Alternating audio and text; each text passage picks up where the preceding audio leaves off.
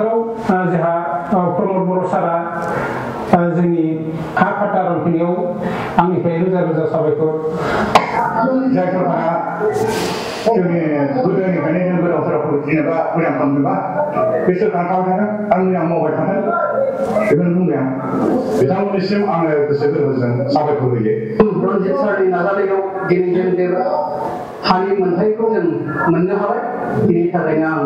BTR सरकारनिसिम रोजा रोजा साबायखर जासिनाय खुलुमबाय जोंनि बर' हारिनि आदै मादै आदा बाजै फंबाय बिनानाव लोगोसे बर' हारिनि आंगो लोगोफोर बिथांमोना सोर बिथांमोना जाहैबाय जोंनि बड'लेण्डनि सिङाव थानाय संसार जानाय जोंनि बर' हारिनि आदैमोन मादैमोन बिथांमोननि खुसिखौ नुनानै आंनि गोसोआ गोजोनदों जानो हागौ बयनिबो गोसोआ गोजोनदों नाथाय बिथांमोना मानो रंजादों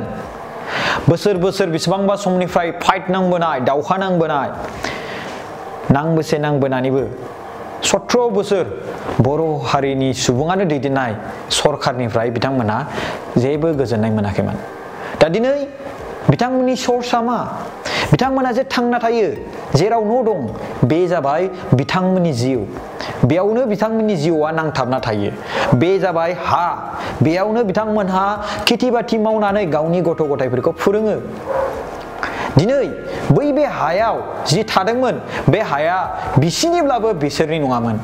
मानि थाखाय बे सरखारनि हा एबा खासा जाना दंमोन जायनि जाहोनाव 17 बोसोर बर' हारिनि दैदेनगिरिया सरखार खुंनानैबो बिथांमोनहा हानि मोन्थायखौ मोनाखैमोन जायनि जाहोनाव दिनै मानगोनां प्रमद बर' सारखौ बिथांमोनहा गोसो गोरबोजों गोजोननाय जासिदों दिनै मानगोनां प्रमद बर' सारा 3 बोसोरनि गेजेराव बेबो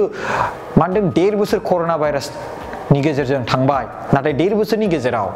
बिथांनि जि खामानि मावनाय रायजो राजाफोरनि गोसोआव गोजोनग्लिलायदों जायनि जाहोनाव बेफोरो बे आं बुंनाय नङा सोरबा सासे पलिटिक्स एजेन्डा लानानै बाथ्रा बुंनाय नङा सोरबा माने इउ पिपल पार्टिनि दैदेनगिरि बुंनाय नङा बेनो जाबाय रायजो राजानि बुंनाय मानगोनां प्रमद बर' सारा रायजोनि थाखाय खामानि मावनायखौ रायजो राजाफ्रा नुदों आरो लोगोसे नैबे मोनसे बिदिन्थि मानगोनां प्रमद बर' सारा रायजोनि थाखाय रां फैनायखौ रायजोनि सायावनो बाहायदों मानगोनां हाग्रामा महिलारि बिथांबायदि रांखौ वेस्ट खामानियाव बाहायनानै बेखौ बोरै खाराब खालामनानै बर'नो हायो बेफोरनि थांखिजों मानगोनां प्रमद बर' सारा खामानिखौ मावाखै बिथाङा बोरै बिटिआरखौ डेभेलपमेन्ट खालामनो हायो बिथाङा बोरै बिटिआरनि मा होनदों एजुकेशन सेक्टरखौ सोलायनो हायो बिथाङा बोरै बर' हारिनि माखासे गोग्लैनाय साहस खमायनायखौ बोरै साहस बारायहोनो हायो बिनि सायावहाय मानगोनां प्रमद बर' सारा खामानि मावदों दिनै एग्जाम्पल बायदि नोंथांमोना नुनो मोनो सुपार 50 मिशन बेनो जाबाय बड'फा इयुन सुपार 50 मिशन बिनि दारै जोङो गोबां बुरजा नङाब्लाबो जों जेसेबांखिनि नाजादों बेनि नाजानायाव दाख्लै बयहाय 7 जन सुबुंखौ जोङो क्लियार खालामनाय नुनो मोनदों सोरबा दा ब्लक डेभेलपमेन्ट अफिसार जासिगोन दा बे सोरबा बर' एरियायाव थाङोब्ला बर'फोरा बेखौ गोजोननाय मोनसिगोन ओइ बर' अफिसार दा बै बे भिडिअ'आबो बर' होननानै जोंनि बर' मानसिखौ एसेबाबो मदद होनांगौ जि समावहाय माखासे दैदेनगिरिफ्रा बर' जातिफोरखौ गुबुन जातिफोरनिया बारा मोजां सापर्ट होआमोन नाथाय बर' निजिनि थायोब्ला अब्ला स्ट्रं जायो साननाय हनाया जे बर'सो बिबो जोंखौ नायखागोन साहस फैयो स' बै बे साहसखौ मानगोनां प्रमद बर' सारा बबे मोनसेथिं बारायाखै गोबां गासै फारसेथिं जाय सुपार 50 मिशन होनानै रायजो राजाफोरनि फिसाजो फिसाला बिथांमोननि गोसोनि साननायखौ बारायहोबाय बोरै एजुकेशन सेक्टराव आंबो IAS IPS जानो हागोनदां आंबो APSC क्लियार खालामनो हागोनदां बोरै माबोरै रां गैया आंनाव बोरै खालामगोन नाथाय मानगोनां प्रमद बर' सारा बड'फा UN सुपार 50 मिशनखौ जेब्लानिफ्राय लन्च खालामदों बै फरायसानि दिमागाव हाबनानै दं दा आंबो मानगोनां प्रमद बर' सार मिशन सुपार 50 होनायाव आंबो एबार एन्ट्रेन्स एग्जामाव पास जानानै ओइ आदामोन बायदि ओइ आब'मोन बायदि BDO block development officer ACS माबा सेक्रेटारि नङा होमबा एकाउन्टेन्ट अफिसार आं बेबायदि जानो नाजागोन बे मोनसे मा होनदों इन्सपायरेसन बे मोनसे थुलुंगा बे जोंनि बर' हारिनि गेजेराव सिखांदों बे बोरै जाखो मानगोनां प्रमद बर' सारनि दैदेननाय नाथाय बे बाथ्राया आं बुंनाय नङा बे बाथ्राया हारसिंनो ओंखारनाय नंगौना नंगौना नङा दिनै रायजो राजाफोरनियाव जों नुनो मोनो बैफोर फरायसा फरायसुलिफोरखौ आंबो एन्ट्रेन्स एग्जाम होगोन आदा एबार आंनाव मालाबा कल खालामना सोंहरो आदा बे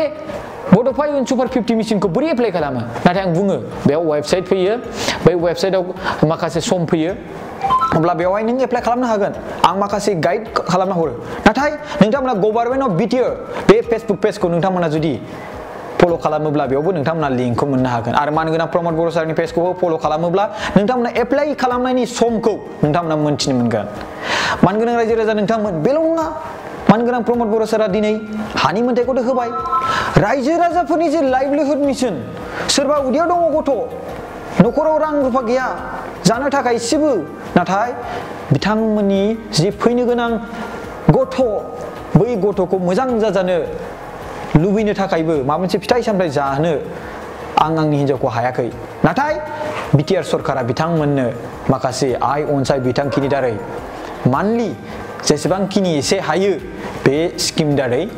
मदद खालामदों बेल' नङा रायजो राजाफोरनि थाखाय दै लोंनायनि माखासे जगाजग दिनै गोबां जायगायाव वाटार साप्लाइ दंसै मानगोनां रायजो राजाफोर मानगोनां प्राइम मिनिस्टार नरेन्द्र मदि बिथांनि सायाव बिथांनि अननायनि थाखाय आरो लोगोसे मानगोनां प्राइम मिनिस्टार नरेन्द्र मदि सारा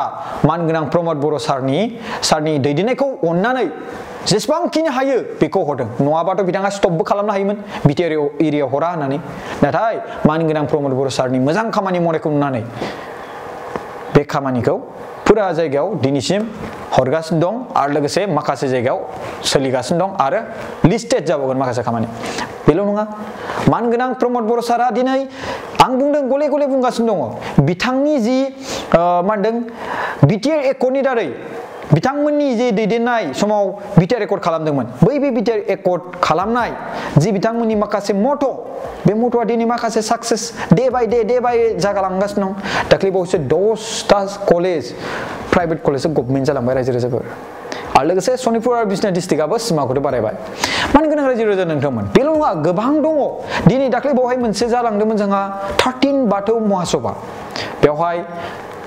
दुलाराय बर' बाथौ जाय सिबियारि बिथांमोननि थाखाय मोजां खौरां ओंखारलायबाय बेयाव बेसेबां खमावबो 60 crore जागोन बाजेट बेयाव होबाय आरो बे 60 crore गेजेराव जि बाजेट होदों बे गासिबो बाथौ जाय सिबियारि बिथांमोननि थाखाय डेभेलपमेन्टनि थाखाय 1000टा जायगायाव मोनसे जायगायाव 5 लाख करिहाय मा होनदों माखासे मा होनदों बाथौ धोरोमखौ डेभेलपमेन्ट खालामनो थाखाय मन्दिरफोरखौ डेभेलपमेन्ट खालामनो थाखाय मोनसे जायगायाव 5 लाख करै 1000 जायगा बेवहाय डेभेलपमेन्ट खालामनो थाखाय 50 crore गुवाहाटीयावहाय 10 crore रां मा होनदों होदों मानो होनोबा गुवाहाटीयाव जायगाखौ आं बुंबाय जायखिया बेवहाय बाथौ जाय धोरोम बेखौ मा होनदों डेभेलपमेन्ट खालामनो थाखाय मन्दिर लुनो थाखाय माखासे 10 crore रां बेवहाय फान्ड बेवहाय एल'केटेड खालामनो नागिरबाय 60 crore जाबायानो आरो लोगोसे बोसोरफ्रोमबो आं मिथिनो मोननायाव बोसोरफ्रोमबो बे उननि बाथ्रासै खिन्थु बेखौ बुंनानै दोनदों 50 लाख रां बाथौनि जि बेबायदि मा होनदों खुंनाय मा होनदों बेबायदि फालिनाय बेबायदि महासभा खालामनाय बिनि थाखाय 50 लाख रां होगोन होननाय बे बाथ्राखौ बुंदों दा अब्ला जोङो जोंनि बर' हारिनि माखासे ट्रेडिशनेल जोंनि धोरोमखौ बर' हारिनि गिबि धोरोम होनना बुंबा बाथौ धोरोम होनना बुङो नङा होमबा स' बै धोरोमखौ मोजाङै फोथांना लाखिनो थाखाय दाख्लै बेवहाय गोबां crore बाजेट जों मोननो हाबाय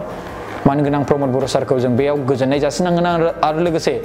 मा होनदों आसामनि चिफ मिनिस्टार लोगोसे हम मिनिस्टार जा अमित शाह बिथांखौबो जोङो गोजोननाय जासिनांगोन लोगोसे बेजों लोगोसे मागो दाननि 2nd एबा मंगलबार डेखौ बाथौ डे हिसाबै फालिनाय जासिगोन बै दिनखालि आरो फुरा आसामा बन्द जागोन बेफोरथ' मोनसे गिदिर बाथ्रा दिनै जोंनि बर' हारिनि बाथौ धोरोमखौ दिनै मा होनदों बाथौ डे हिसाबै फुरा आसाम नाङैनो बेखौ फालिथाय खालामसिगोन बेखौ सोरनि सरकार दैदेननाय समाव जादों मानगोनां रायजो राजाफोर बेनो जाबाय मानगोनां प्रमद बर' सार